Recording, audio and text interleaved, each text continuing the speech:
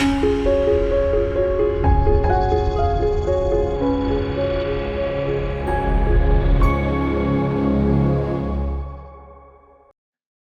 back to the iconic Wealth for Women TV show. In this mini-series, we're talking about all the things around mindset and stepping into a wealthy you.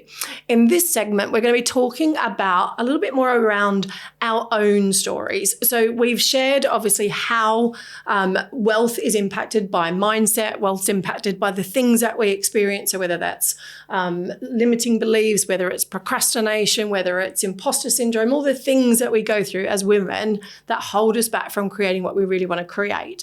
And in this segment, I really like to get a bit real, because we often see the polished stories and success, especially on social media now. We're talking about that a lot. But we don't see often the fears, the setbacks, and the mindset things that happen behind the scenes. And obviously with my guests, I like them to reveal a little bit about them, some of their own journey, some of their stories, because I want you to realize that no matter where you're sitting at the moment, you can get past whatever you're experiencing. Because often a lot of the guests on this show have been there, whether they've been literally on the floor in debt, whether they have literally been a single mum struggling, whether they've gone through trauma or gone through experiences to come out the other side. So in this bit, we're going to start to talk a little bit deeper in relation to their own journeys.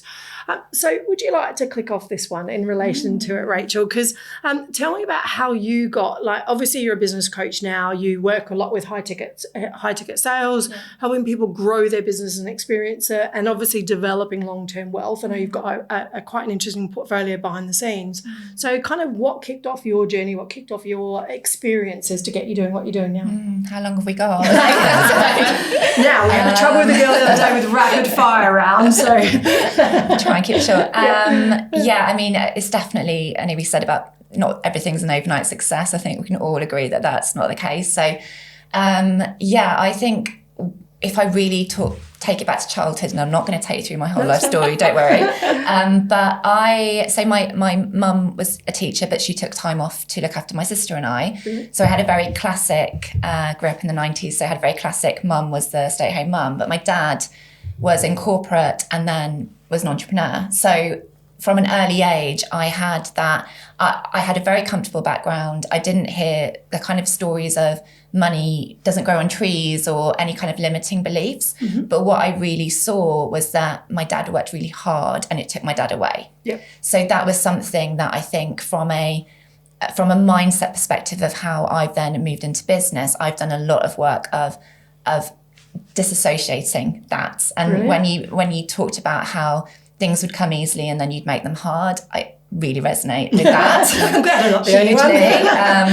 Because I think that I did have a story around the more that you push into things, the more that you get back. You get out what you put in was a key story that I had. And so I spent 15 years in corporate and did all the classic things of promotions and pushing and then I had my first son, but I'd say that was a nudge to move into having my own business, but wasn't the key reason, because I'd always been within me, and I think that was the kind of light bulb that really happened at that time. But in my first business, which was a marketing consultancy, which I launched in 2020 of all the years to launch business, I just took the same belief of I go into everything and therefore I will make it a success. And I massively burnt out. I was head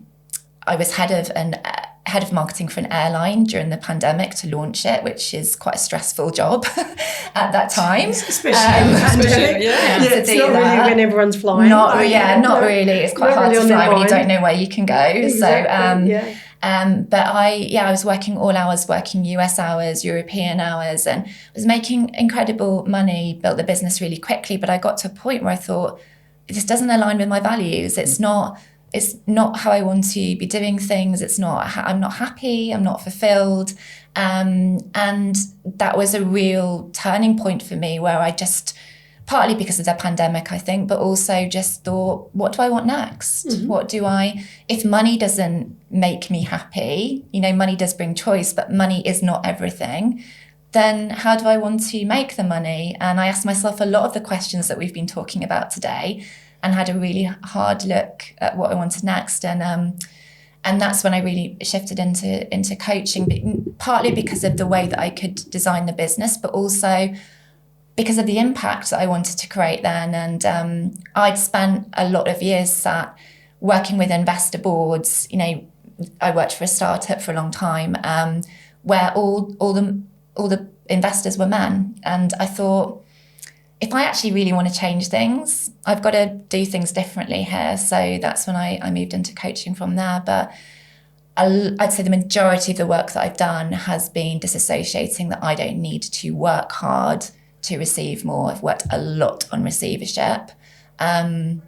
And honestly, that has really changed the trajectory. It's another one of those comparisonitis words. Trajectory of my business and my personal wealth as well. But I think that's interesting though, isn't it? Because you've obviously been conditioned that way. Like you said, it's what you saw, it's what you learned, what you knew. And we often get into those drivers. I know I was in that corporate space doing exactly the same thing. Push, push, push. I ran away from a very traumatic experience. So I threw myself into work because it was the way that I could deal with things. So again, I think it's really interesting that you've been through that. But again, I love that you take the deep-seated values, because for me, that is really something I don't think I ever used to do until I started my business, was when I really started to get to know me. You know, what do my values, what do I stand for, what's important to me in relation to my life. So I really, really love that that's how kind of kick-started. So where are you out the other side now in relation to your sort of own sort of journey? What do you see next for you?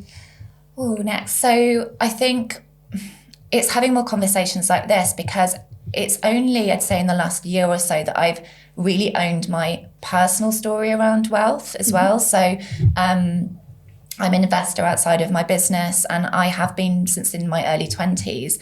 And I thought that was quite normal until I became older, and I thought that's actually really not normal. Having conversations with other women. And but we talked before about that fear of success. I had a real fear of the projections that would come. And to be honest, some of that's come true, but I had to really face that of when I start to have conversations like this, when I start to show the wealth that my husband is together, but that my husband and I have built, that I'm okay with owning that space. So for me next, I'm talking a lot more about how women can be investors. My biggest mission is around women building wealth so that they have choice, whether that choice looks like investing in a holiday or it looks like investing in a company.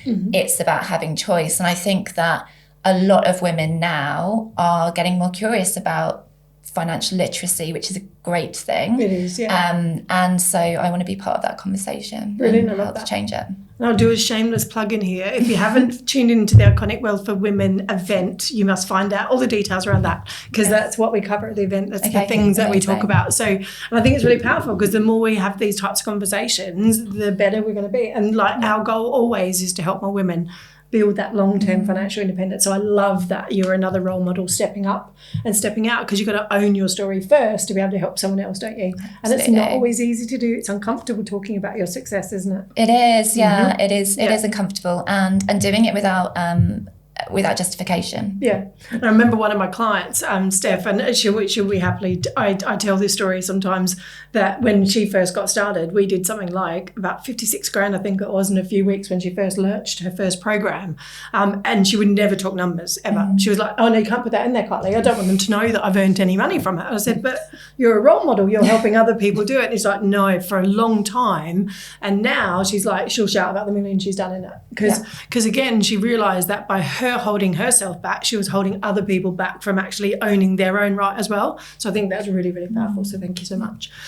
Nicky, we obviously know each other very well, so I won't reveal anything on this show, because obviously I've known Nicky for a long time in relation to from a personal level. But I think, I've watched your story evolve, and one of the biggest things is I love your turning point of what got you into being a therapist, because I think actually it was probably there all along. It was really interesting, but it was again another big trigger point that you found your passion, you found the thing that you're amazing at. And I think if you're sitting at home right now thinking, I don't know what I want to do, I think your story's going to enlighten some of that. So do you want to share kind of how you got deep into doing RTT therapy and the other type of work that you do now? Yeah, I mean, it's all about finding purpose for me. That was kind of my story. Yeah.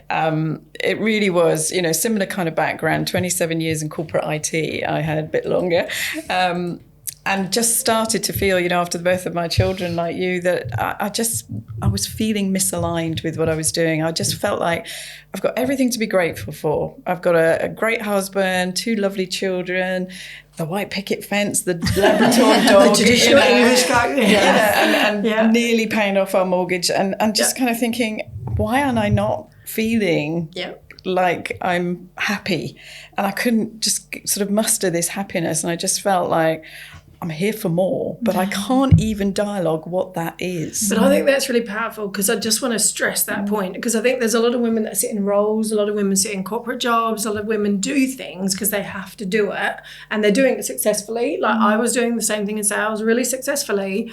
But again, I think that's really powerful to, when do you stop and ask yourself, like, is this actually what I'm aligned to do? Is this really lighting me up? Because we only have one life, don't we? We only Is have it one enough? life. Is it enough? And it's okay to ask that question. So that's why I think give that permission to everyone out there. It's okay to ask that question. I And think. also, when the universe does this to you, the universe likes to kick you. doing this quite a lot. And when you don't listen, it gives you a and big you thing. know that you're here for more, but you can't, because I just thought, well, what do I do? Do I stop? Do I retrain? What on earth do I do? I'm earning such good money. There's such expectations from me as a wife, a mum, bringing in half the money, that it was just, I don't know what to do about this feeling that I've got, that I'm just here for more. And so when you don't listen to those nudges, you get a big slap from the universe, or a big punch. And that came when I think it sort of started with all these feelings of misalignment. And my boss eventually said, Nick, you did say when your kids were going to senior school that you'd come back to work full time, because I'd brought it down to part time. And I said, yeah, I did, didn't I? And they were like literally leaving senior school by then. So he said, well, we need you back full time. So we're going to make your part-time role redundant. And I said, great, I'll go then. I'm not really thinking about what on earth I was going to do, but I kind of had a little bit of a marketing business going on the side. So, I did hit a 10K month, just the one, with this marketing business, thinking, yeah, that's fine. I'll be okay. I've got all this redundancy money. I'll be fine. That was a bad year. That was the whole year just went from bad to worse. And I kind of know now that you need to have this total deconstruct in order to reconstruct when you don't know what you're doing. And that is what happened that year. There was loss. I lost my dad. I lost my best friend. I was ill myself. Then the stress, the anxiety, because I wasn't interested in the business. So that all started to fail. The money ran out, the redundancy money ran out. And then I'm thinking, oh my God, what am I going to do? And somehow out of that, I just remember the pit of the feeling was waking up one morning and thinking, I don't want to get out of bed because I just don't know what to do anymore. And that hit hard, because I'm an early riser. And if it wasn't for the fact that my daughter still needed dropping off somewhere, the dog probably needed walking. The dog needed walking, so I had to get out of bed. Yeah. And from that moment, I think I just suddenly thought, you know what? No one's coming to rescue me. This is me, and I've got to figure this out. So I thought, right, I've got to get myself out of this panic mode. So I need to just be able to pay my bills. And so I just went and got a job at a local store and paid the bills. And from that moment, because the stress dropped, I became their best salesperson in 2 months. I'd never done sales, selling behind a shop before in my life, but I just pitched up and did it. And from that led me to the next step, which led me to the next step. And then all of a sudden I started seeing in my newsfeed, become a therapist, help people to change their lives. This is truly transformational. And to cut a long story short, literally, I buried my best friend on the Friday, I think, and started on the Sunday. And, went for this full-on training. And, that kind of took me on a completely new trajectory, which I loved. And then I just felt like an imposter. And I started to build this business, and all the feelings that we've been talking about came up for me. And that's why they say your mess is your message. And that is what I started to focus on the most in my business, helping women like me to find their purpose, to break through the sabotaging patterns of behavior, that were really deep, and to know that you can have it all. You've just got to be able to do it in a way that suits your values, that suits your why, that suits your purpose. And the happiness starts from within. It's not something that you can get from the outside, but it sure as hell helps when you know on the inside that you feel aligned with what you're doing. I love that, and so many lessons in there about the universe prodding, because yes. mine did that, because when I left work, mine was the fact that I got sacked twice in 3 months. Oh, yeah. And the universe was telling me not to go back, and then I was just like, no, I'll get another job, and I got another job, and literally I have always been a 5 to 7 year career woman, like in any company. So I was just like, getting sacked was the most horrific thing I could have gone through, because I was just like, I can't do this. Like, this is embarrassing. And it was the universe telling me it was like time. It was time to build my own thing. So I really, really love that. But I think, again, finding that purpose, it's okay. Sometimes you're going to break down, aren't you? Like, you have to deconstruct what you want sometimes, because we're so conditioned to not ask these questions. Like we are, like I said, for me, I was in sales. I was just go, go, go all the time. I never looked up. No. Very rarely looked up. And mine was a conference I went to that suddenly I was like, hang on a sec, there's this whole world out here. I'm like, oh, they're doing all these cool things. Why am I not doing something like this? And it took me 3 times to figure out what I was good. So what about you, Lesley? Like, you've got because you've had quite a solid background in relation to your family and friends and your partner and all that sort of stuff as well. But then how did you get into doing what you're doing now? Yeah, it's really interesting, because when I was younger, I would always talk myself out of the best thing. And my mum, so for example, I would say, I'm going to do 2 A-levels. And my mum would say, no, you're not, you're going to do 3. I'm going to go to college. No, you're not, you're going to go to university. And my mum always encouraged me to aim for the next step, the stars, basically, yep, not just the moon.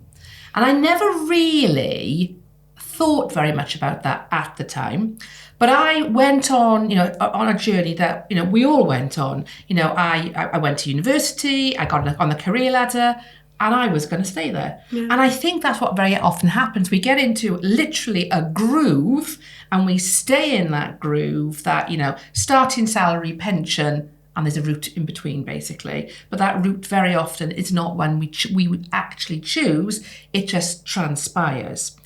And it was and I had no ambition to run my own business at all. And it was literally my children that made me rethink it. As I said earlier on, made me rethink, is there all there is to life? Me being somebody else's employee. I was paid very, very well, but it wasn't enough. My husband had already set up his own business selling ski property. That's right. Yep. And that was my way out of corporate life into running a business. And he at the time, he was just selling property in Switzerland. And I opened up the French part of the business. And it came really easily to me. And I could not believe it came easily to me to be able to develop these relationships. However, that business did not light me up in any way, shape or form. What I liked about it was I could bring my own personality to it, but I didn't have to be in front of a camera. We could use our beautiful properties to market our business. Didn't need to see us, although I did record a couple of vlogs back in the day of vlogs, basically. And it was lockdown that actually had me thinking, right, what do I really want to do? I've got an opportunity here. I've always coached and mentored, in part of my corporate job and everything. So I decided to retrain as a business coach. Yep. And I was going to become a confidence coach for women. But the more I studied confidence, self-worth, self-value, the M word kept coming up. Money. Yeah. And that was like my eureka moment. But at that point in time, I was quite uncomfortable talking about money, because of money mindset issues, etc., that I didn't really know that I had at the time. But the more training I did, the more clients I worked with, the more I realised, for me, the biggest thing I had to get over was visibility. Because I didn't want to put myself on camera. I didn't want to show my photograph. I didn't want to talk about myself. Yeah. And I honestly believed, change my bio on LinkedIn. Change it, and they will come. They will come. If only. And I remember my coach at the time was saying, well, when are you going to go live on Facebook? When are we actually going to see a picture of you? Yeah. When are you actually going to show up? Because if you don't show up, nobody knows what you can do. Is that what you want? And that was like the prod. And the 6th of August, remember the date well, 2020, lockdown. Facebook, my mobile phone recorded my first video for Facebook. Fortunately, 3 years ago, my profile was stolen and Facebook shut it down. So nobody will ever see that. Because it was dire. But it actually made me realise that visibility is what holds lots of us women back. Yeah. Because, true. you know, I got bad hair day. I've got spots. You know, I'm not looking my best. I'm not looking as good as her. What happens if I don't know what to say? What happens if somebody trolls me? Etc., etc., etc. So I had to get over that. And now I am highly visible. It's not always comfortable. Really, you know, I've been on TikTok and come back off again, and I might go back on again, or I might not. But I think for me, the whole visibility piece around running a business and how that is connected to the little conversation we have with ourselves, the not nice things we say about ourselves, we would never dare say to anybody else because we're not a nasty person, but we are a nasty person to ourselves. That is the biggest lesson I had to learn, because if I'm not visible, I'm serving nobody, particularly myself, my family, and my clients. I really love that. I think you know, you've touched my heart with that one, because obviously for me, I really struggled with visibility at first because my curves. I was like, I'm a curvy woman, like who's going to watch me? And you do get trolled and you do get comments. I mean, the amount of abuse I've taken over the years, especially over the last 15 years because of my weight. And it's horrific what some people will say. I remember being on a tube being abused by this guy, and everyone's sitting there watching me get abused by this guy saying you shouldn't be on this tube. It was late at night. He'd obviously had a few drinks, whatever. And I kind of pacily got through it and got off the other end. Then they all come up to me and asked me if I was okay. And I was like, so hang on, you sat there through it all and you watched it all happen and me sit there cringing, but you didn't actually say anything until I got off the tube. And then they come up to make sure, oh, that was horrific. You should never have had to go through that. And it's like, well, yeah, I shouldn't have, but it would have been nice to get a bit of support while I was going through it. But again, it's amazing how, especially as women, we're always hard on ourselves, aren't we? It's like you said, you know, even with this show, I joked coming onto this show going, someone went and got their hair done. I was like, oh my God, I should have got my hair done by an expert. Do you know what I mean? It's my show. And it's like, and again, I just don't think that way sometimes. I'm just like, no, let's do it. Let's just get on and be us. So I've definitely grown into that now, where I'm like, doesn't have to be perfect, doesn't have to be right, but we've got a message that we have to get out there and share. So I really, really love that. So hopefully if you're tuning into these, the reason I wanted them to share their stories is because obviously, you know, then it comes from a space of service. That's what we're here for, is to have these conversations so you can change your life if you want to. You know, you've seen how literally detrimental moments, big pushes by the universe, because the universe does kick you. Most of the time we just ignore it. And I know I did. I ignored it twice. But again, it's about finding your passion. It's about finding the thing that you want to do and the impact that you want to make on the world, but also just on your family, on your friends, on the people that are around you. So you don't have to have this massive big vision. Like, it doesn't have to be being on a show like this. It could just be you just want to change the environment that you're in. So hopefully that's kickstarted some of the conversation around how these incredible ladies have made it happen and how you can too.